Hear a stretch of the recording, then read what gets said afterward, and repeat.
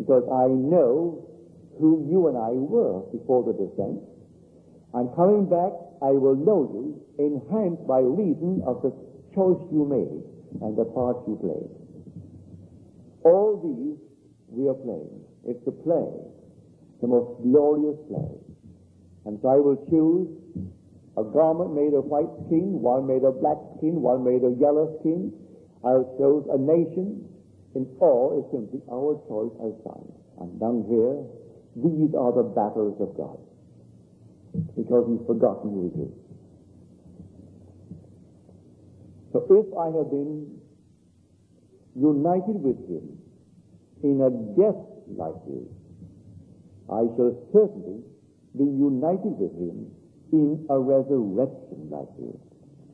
Now see the change in tense? The crucifixion is over. If I have been united with him in a death like his, I shall be united with him in a resurrection. That's the future tense. So he tells in his second letter to Timothy that there are those who are saying that the resurrection is over and past.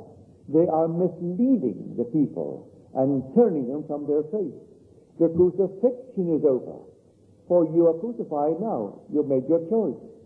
And the minute you made your choice and became one with the thing that you chose, call John, call Mary, call what it is, that crucifixion is over. This is the cross. But the resurrection is in the future, and it's taking place every moment of time.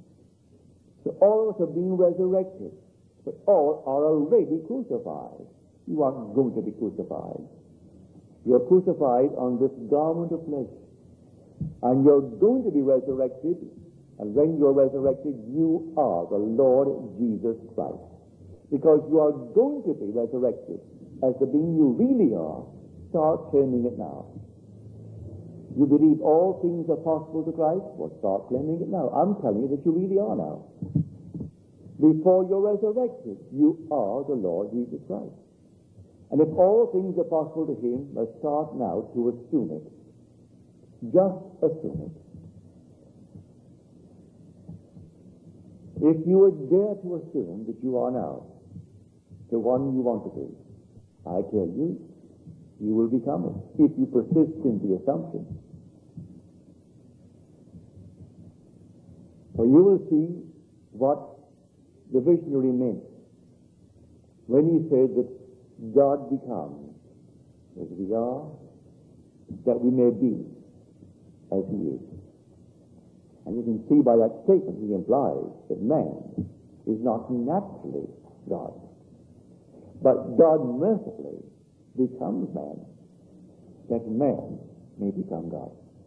So you mercifully became what you are now. You actually, that was an act of mercy. Eternity exists, and all things in eternity, independent of creation, which was an act of mercy. And that act of mercy was when you made your choice. And you came down to redeem that which could not redeem itself, and took upon yourself the weaknesses and the limitations of the thing that you now wear and call yourself.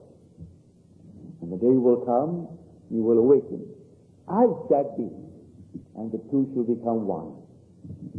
And you will ascend with him, ascend with her, and come back as the ones we know and knew before that the world was. And that was, we're all brothers.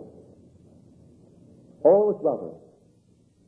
It will be almost one grand, hilarious moment, the parts we played. But we are all expanded by reason of the parts we played. For we took upon ourselves the limitation, the contraction that was the limit of contraction. And then we broke it. And then we started moving and expanding. We moved back into a fantastic expansion beyond what we were. There is no limit to expansion, but we set the limit to contraction. No limit to translucency. We set the limit to opacity. And then we took upon ourselves the limit.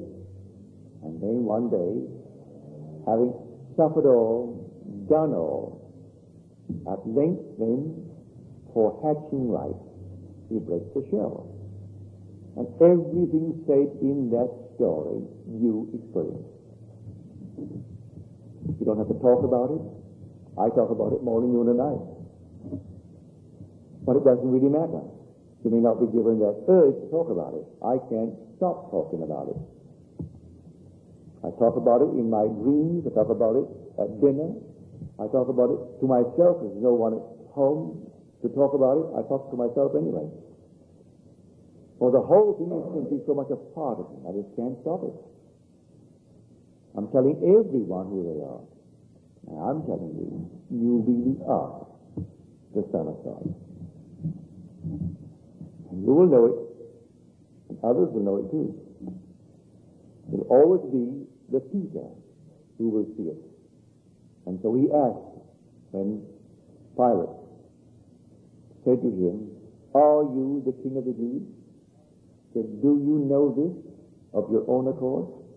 Did you have the revelation that I am the King of the Jews? Or did you hear it from another?"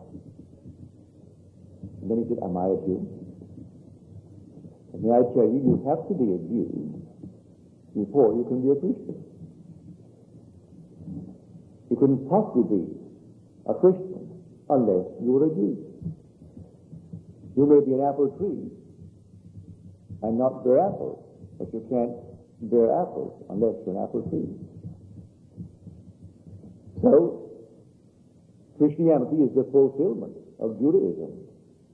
So if I am not a Jew, I can never bear the fruit, and the fruit is Christianity.